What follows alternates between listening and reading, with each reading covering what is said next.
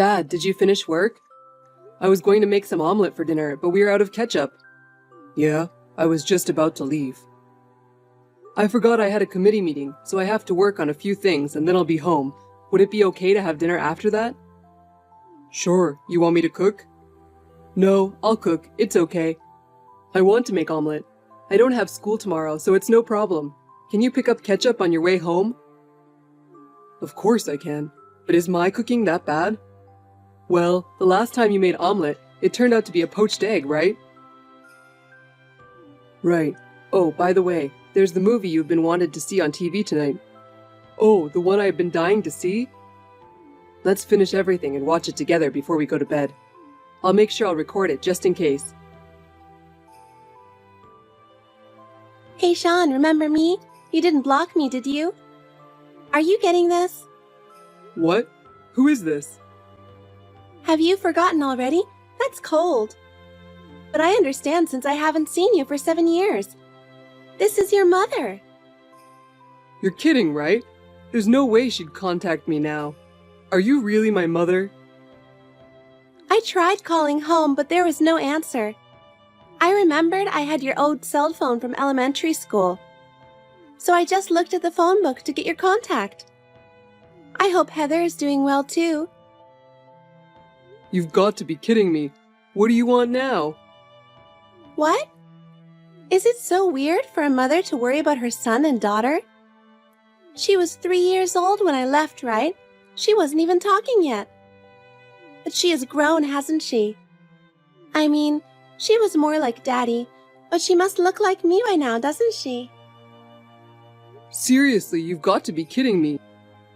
Do you have any idea how we felt when you saw you left? What? Well, it's true that it was a hassle to leave when your dad was around, so I left when he was at work. And you were in elementary school, and I only said bye-bye to you. You're still with that guy from back then, aren't you? You're not my mother. You should be ashamed of yourself for leaving us like that. You are a disgrace to this family. Don't contact me. I don't have time for you. I know you're busy right now. Your father had an accident and went to heaven. What? It's sad, isn't it? But you know what? Someday we'll all go to heaven, and you will have eternal rest. That's why there's nothing to be sad about. I didn't know you had that kind of faith. And yet you had an affair. I heard through a friend that the funeral is the day after tomorrow, so I texted you. I thought I'd go to the funeral. It's too much for just you and Heather to take care of the funeral, right? Are you kidding me? Don't come. I don't need your help. I'll take care of everything. Really? I thought I'd be nice to you. And you're turning down my generous offer. What a sad little boy you've grown up to be. I wonder how he raised you. You're my son, so you should act like it. Seriously, you're a joke. You've done nothing for us your whole life. And you're gonna talk bad things about my dad? What kind of nerve do you have? Well, then good luck with the funeral. I'm going to the funeral anyway. I have to go get my money and my inheritance. Huh? What's that? What are you talking about? I'm talking about the inheritance from your father. And the title to the land and house where you live now. I'm supposed to get it when he's gone. What? You're going to get it? That's right. Your father promised me. He promised me that if he goes to heaven first, I will get the house and all the money. That's why I'm going to get it just like he promised. I'm going to get all of his inheritance. So after the funeral, the house will be mine too. I'll move in with my new husband. You guys have to leave. Huh? What do you mean we have to leave? Isn't it obvious? My husband doesn't want me to live with my ex-husband's children. I'm already divorced, so I'm not obligated to support you. I have no choice but to ask you to leave. No, seriously. Don't be silly. You left 7 years ago and now you want us to leave? And you're going to get all the inheritance? That's the way it is. The distribution of inheritance is governed by the will of your father. I don't care what you say. He said he's going to give it all to me. The money, the house, everything. If you want to hate me, hate your dad who said he'd give it all to me. Hey, wait a minute. I don't care about me, but Heather is only 9 years old. If we both get kicked out, what are we going to do? Where are we going to live? I don't care anything about that. I don't have custody of you. I don't have any obligation to take care of you. Why don't you just go to an institution or something? You've got to be kidding. How little sense of responsibility do you have? Why did you even give birth to us? Because your daddy wanted to have children, that's all.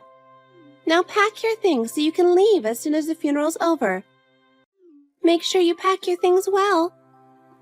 Bye-bye, handsome. Sorry to contact you at this late hour of the night. If this is Sean's account, I have something important to tell you, and I need you to reply. I know your father, and I am sending you a picture as proof. Who is this? This picture is from my elementary school graduation, right? I'm tired today. I don't want any more trouble. Hold on a second, will you? My name is Nathan. I'm your grandfather.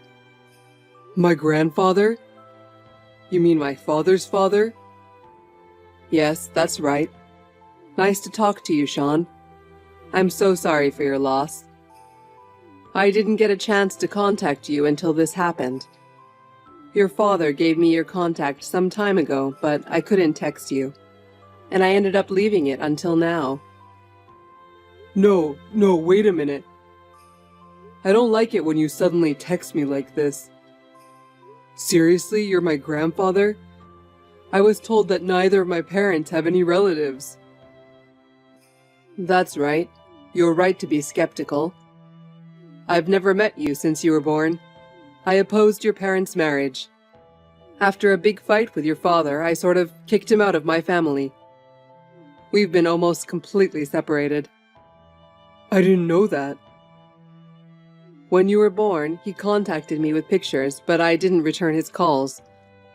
But he still contacted me regularly, but I never returned them. He always seemed to be fine, so I just assumed it would happen eventually. I'm ashamed to admit that I just found out today that he was even divorced. I'm really sorry I couldn't help you at a critical time. No, that's okay. It's not your fault that they're divorced. Don't worry about it. Besides, the three of us were always laughing and having a good time, so... Thank you for saying that, Sean. So, I was wondering if we could talk about the future. Will you make me your guardian? What? Since your father is gone and you are still underage, you'll have a hard time living and go to school without a guardian. I think it would be better if I could stay as close to your life as possible. Because as it is, and even if you have a house, it would be difficult to live just you and Heather. Well, it's true that I was wondering what I would do. Right? Children can't just live on your own. I was wondering if you would be willing to let me and my wife to be your guardians. You know, in situations where you need a guardian or a guarantor and of course financial assistance. What? Are you sure? Of course. I want to help you because I couldn't do anything for you until now. This is my own atonement, and I'd be very grateful if you guys would let us. We're willing to do whatever it helps. Well, thank you, but is it possible for Heather to live at your house? And if possible, I'd like you to be my guarantor to rent an apartment. What? What do you mean? What about the house you live in now? You probably don't have to pay the mortgage, right? You don't have to leave your house. Actually, I got a text from my mom today. Apparently, Dad promised her that she'd get his inheritance when he's gone. So she told me and Heather to move out of the house. Are you serious? She said she's going to live with her new husband. She said we should go to an institution or something. I honestly don't know what to do. That woman is still a jerk, even at her age. Oh, I'm sorry. She's your mother. No, I'm afraid that's exactly what I think about her, too. She should be ashamed of herself to send her own children away. She's not even entitled to get your father's inheritance. I looked it up on the internet, and it seems like she's not entitled to it, right? Right, she's not. She seems so sure of herself. So, if I could rely on you, I want to ask you to take care of Heather. I'll drop out of high school, rent an apartment and work, and I want Heather to go to college. You don't have to, don't worry. You guys don't have to be separated, and you don't have to quit school. Really? I really don't want to be apart from Heather either. I was fed up with school every day, but it makes me sad if I think about I have to drop out, and I wouldn't be able to see my friends anymore. I understand your feelings. I've already caused your father a lot of pain by kicking him out, and I can't forgive her for saying such unbelievable things. I'll take care of everything. Don't worry about anything. You did your best. Thanks, Grandpa. I'll make sure I keep you both together. That's the only way I can be forgiven by my son and myself. Hey, I'll be there around 1 p.m. today. Have you made arrangements to move out, or do you live there? I thought you'd call me, but you didn't. I dare you to do it yourself, but you're just a kid after all. Hey, are you ignoring me? Are you trying to go against me?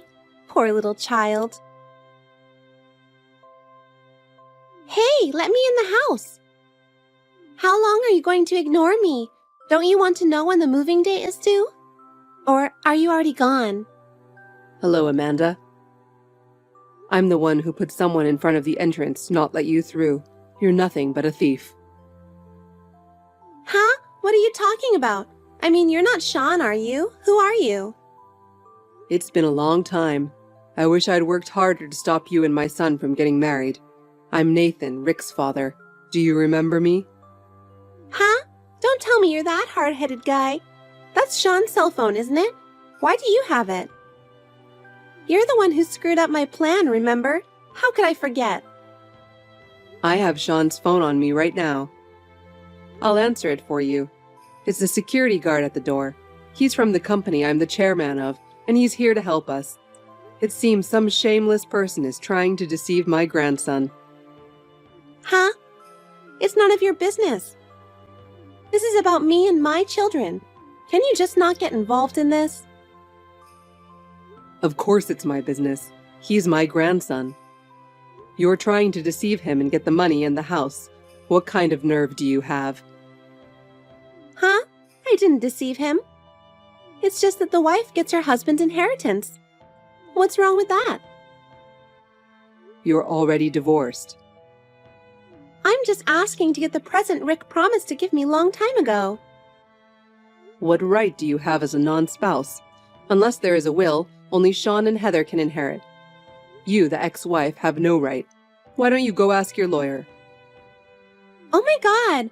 Rick promised me to give me everything. That's a fine will, isn't it? The house and the inheritance are mine. When we got married in the first place, you were against it, and you wouldn't allow us to get married. That's why we're in this mess. Huh? I wouldn't have run off with another man if he was the heir to a big company. Well, I didn't think it was a good idea to marry him either, but he was going to be the next president of a big company. But he had to give up to be the next president. I guess he thought he was attractive without it. Enough. You are definitely not going to get his inheritance, not even a penny. I told you I have my right. Give it to me already. Then show me proof that he promised you that. What? The will, the letters, the voice recorder. Show them if you have them. What? No, that was in a love letter. He wrote that he would give me anything if I go out with him before Christmas. Now the whole inheritance is mine. This house will be mine and my young husband's. Well, the letter was so gross, so I tore it up and threw it away. Oh, so you're going to keep it all to yourself because he promised, without the letter? Can you say the same thing in court? What? Well, if you don't change your mind. we'll have no choice but to file a claim for reduction of the estate and go to court. I have no proof, but I made a verbal promise before the divorce that I would get my inheritance, so I'm going to keep my inheritance and my house to myself, and I'm going to kick my kids out of here. That's what you're going to say in front of the judge. I have a lot of contacts with lawyers. You're going to court? How far are you going to get involved in this? I told you not to get involved. I'm Sean and Heather's grandfather, so I'm not a stranger. You're the one who divorced Rick and gave up custody, so you're a stranger. If you insist any longer, I'll sue you.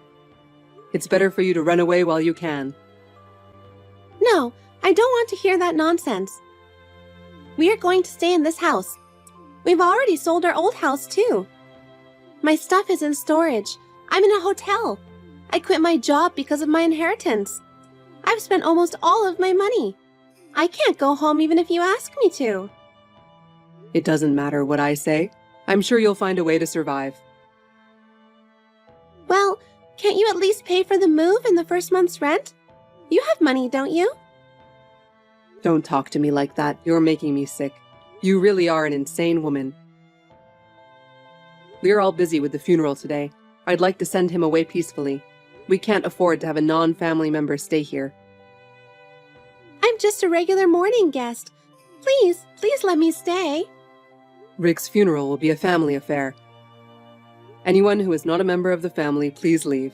Oh, I think it's time for me to go, so if you'll excuse me. Oh no! Please wait.